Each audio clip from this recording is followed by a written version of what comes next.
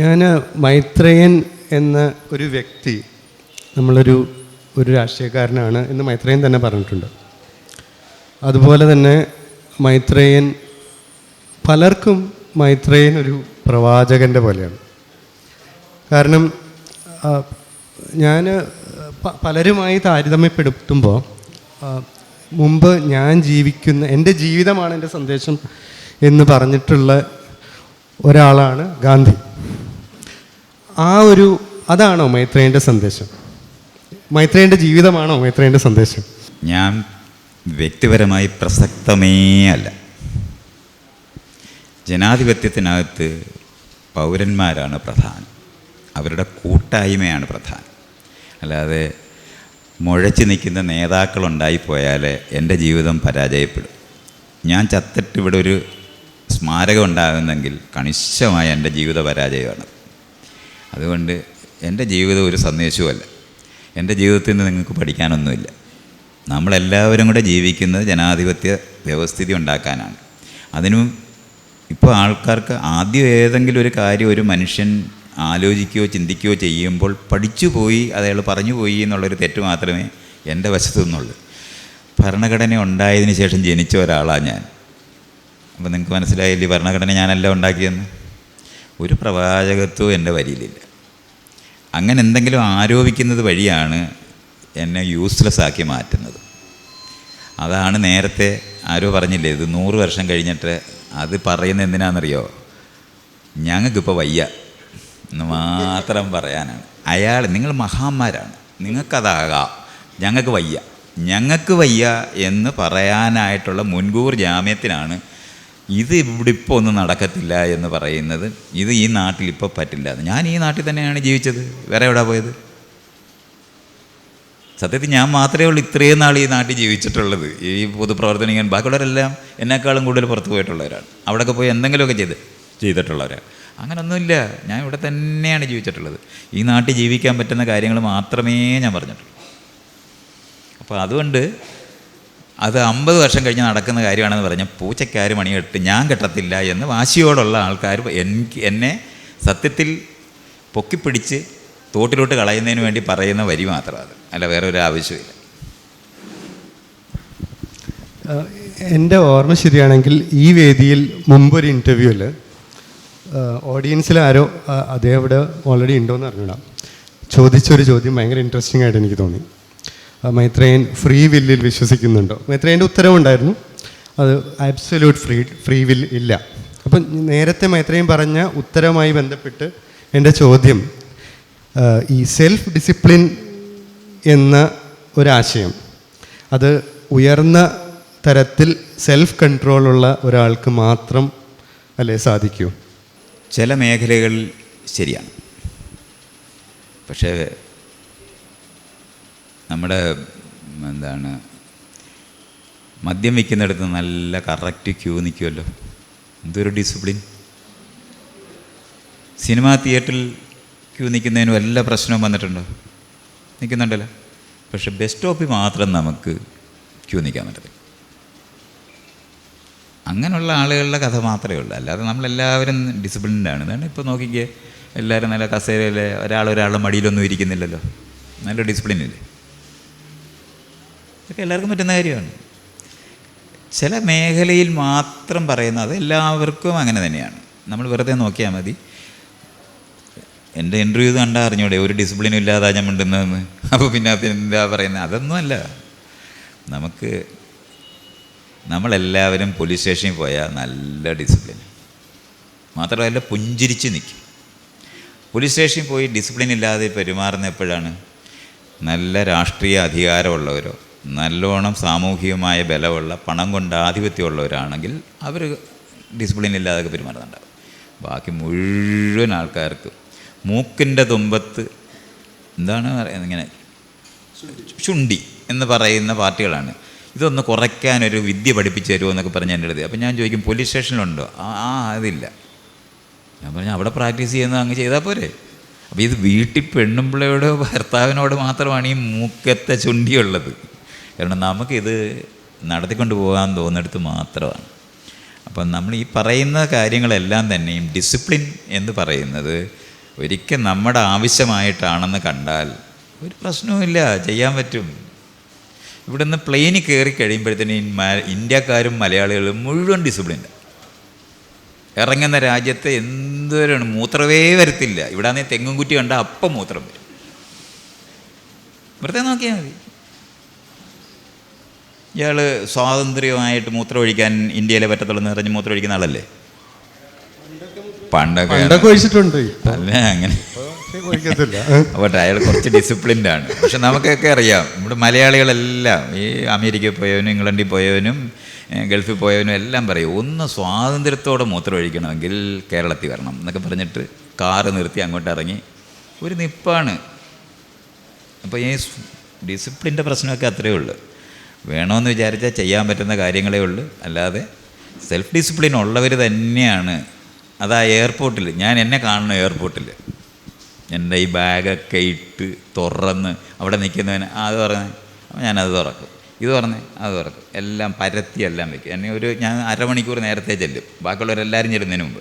എന്തിനാണെന്ന് ഞാൻ എൻ്റെ ഇതിനകത്ത് കുറേ കിശുമത്തുകൾ സാധനങ്ങൾ എൻ്റെ ബാഗിനകത്ത് 2 ബാഗുമായിട്ട് നടക്കുന്നവർ തന്നെയല്ലേ, അതുകൊണ്ട് ജീവിച്ചു പോകാനായിട്ട് വേണ്ടി ഞാൻ കുറേ സാധനം വെച്ചു. അപ്പോൾ അവരൊരിക്കലും കണ്ടിട്ടില്ലാത്ത കുറേ സാധനം കാണും മുഴുവൻ.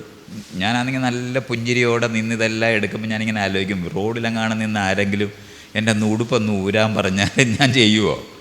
എന്തൊരു ഡിസിപ്ലിനാണെന്നറിയാമോ? അതുകൊണ്ട് അതൊക്കെ പറ്റും.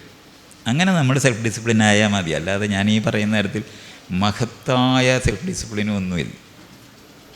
സിസ്റ്റം മനസ്സിലാക്കി ഇടതുവശത്തൂടെ വണ്ടി ഓടിക്കണമെന്ന് പറയുന്നതും ക്യൂ നിൽക്കണമെന്ന് പറയുന്നതും പ്രാക്ടീസ് ചെയ്യാൻ പറ്റാത്ത ആരും ഇവിടെ ഇല്ല. അപ്പോൾ പൊതുവെ നമ്മുടെ സ്വാതന്ത്ര്യം നഷ്ടപ്പെടുത്തുന്നത് നമ്മൾ തന്നെയാണ് അല്ലേ? അതായത് ഒരു പോലീസുകാരൻ്റെ ഇടി കൊള്ളേണ്ടി വരുന്നത് മിക്കവാറും ആളുകളും ഡിസിപ്ലിൻ അല്ലാതെ റോഡ് ഡിസിപ്ലിൻ ഉപയോഗിക്കാതെ വരികയും കൂടുതൽ ആളുകൾ നിയമം പാലിക്കാതാകുമ്പോൾ ഫോഴ്സ് എല്ലാവരും പറയില്ലേ, ഇവിടുത്തെ കേരളത്തിലെ പോലീസുകാർ, ഇന്ത്യയിലെ പോലീസുകാരാണ് മിടുക്കന്മാർ, അവർ ആൾക്കാരെ ഇടിക്കും, പുറത്തുള്ള പോലീസുകാർ കഴിവില്ലാത്തവരാണെന്നൊക്കെ പുറത്തുള്ള ആൾക്കാർ പറഞ്ഞു ഞാൻ കേട്ടിട്ടുണ്ട്. അപ്പോൾ ഈ ഫോഴ്സ് ഉപയോഗിക്കാൻ നിർബന്ധിതർ ആക്കുന്നത് പ്രജകൾ തന്നെയല്ലേ? അവർക്ക് സ്വന്തമായിട്ടൊരു സിറ്റിസൺ ആവാൻ കഴിയാത്തത് കൊണ്ടല്ലേ? പ്രജകളായി രൂപപ്പെടുത്തിയ മനുഷ്യരായതുകൊണ്ടാണ് കണ്ണു വെട്ടിച്ചാൽ ഇങ്ങനെ പെരുമാറുന്നവരായി മാറുന്നത്. കുട്ടിക്കാലത്ത് തൊട്ട് പൗരബോധമുള്ള ആൾക്കാരെ നമ്മുടെ ക്ലാസ് റൂമിലും പൗരബോധമുള്ള രീതിയിൽ വീടുകളിലും പഠിപ്പിച്ചു കഴിഞ്ഞാൽ നമ്മളാരെങ്കിലും ഈ മുറിക്കകത്ത് മൂലയ്ക്ക് തുപ്പുന്നുണ്ടോ? നിങ്ങളാരെങ്കിലും ചെയ്യില്ല. അതേ സമയത്ത് വടക്കേന്ത്യയിലുള്ള ആൾക്കാർ ചെയ്യും, ആ മുറിയുടെ മൂലയ്ക്ക് തുപ്പ് വരും. അത്രയേ ഉള്ളൂ. അത് ശീലിക്കുന്ന സ്ഥലമാണ്. അപ്പോൾ നമ്മൾ ഈ റോഡിൽ മൂത്രം ഒഴിക്കുന്നതെന്ന് പറയുന്ന പോലെ തന്നെയുള്ളൊരു സാധനമാണ്. പരിശീലിച്ചതെല്ലാം ചെയ്യും. പരിശീലിപ്പിക്കപ്പെടാത്തത് കൊണ്ട് മാത്രമാണ് നമ്മൾ ഈ പറയുന്ന എന്താണ് പകൽ മാന്യന്മാരുണ്ടാകുന്നത്. മറ്റേതങ്ങനല്ല. നമുക്കറിയാം ഇത് ചെയ്യരുതെന്ന്, ആരോടും പറയണ്ട, ആരും പഠിപ്പിക്കുകയൊന്നും വേണ്ട. നമുക്കറിയാം ഇത് ചെയ്തുകൂടാന്ന്. അങ്ങനെ അറിയുന്ന കാര്യങ്ങൾ ചെയ്യാൻ തുടങ്ങുമ്പോൾ നാട്ടുകാരുടെ നടുവിലിരിക്കുന്നത് പോലെ തന്നെ ഒറ്റയ്ക്ക് ഇരിക്കുമ്പോൾ പെരുമാറാൻ പറ്റും. മറ്റേതായാലല്ല, ആരുടെയെങ്കിലും ഗെയ്സ് ഉണ്ടോ എന്ന് നോക്കും. മൂത്രം ഒഴിക്കാൻ പോകുന്നവനെ ഇങ്ങനെ നോക്കുന്നതാണ്. അത് വേറെയാണ്, ആരെങ്കിലും നോക്കുന്നുണ്ടോ എന്നാണ്. ഇവിടെയാണ് ഈ CCTV ക്യാമറ വെക്കേണ്ടി വരുന്നത്. പഴയ CCTV ക്യാമറയാണ് ദൈവം. അതങ്ങ് മേളി വെച്ചിട്ടുണ്ട്. അവിടെ വെച്ചിട്ടുണ്ടെന്നുണ്ടെങ്കിൽ അതിങ്ങനെ നോക്കി കണക്കെഴുതിക്കൊണ്ടിരിക്കുക എന്ന് പറയുന്നതുകൊണ്ടാണ് പണ്ട് ആളുകളെ നിയന്ത്രിച്ചിരുന്നത്. നമുക്ക് CCTV ക്യാമറ ഇല്ലാതെ ചെയ്യാൻ പറ്റുന്നവരായിട്ട് പരിശീലിപ്പിച്ച നമ്മൾ ആരെങ്കിലും ആളുകളെയൊക്കെ കൊല്ലാതിരിക്കുന്നത് പോലീസിനെ പേടിച്ചിട്ടാണ്? അല്ല, പോലീസിനെ പേടിച്ചിട്ടാണെങ്കിൽ കൊലപാതകം നടക്കത്തേയില്ല. അതും നമുക്ക് കാണരുത്.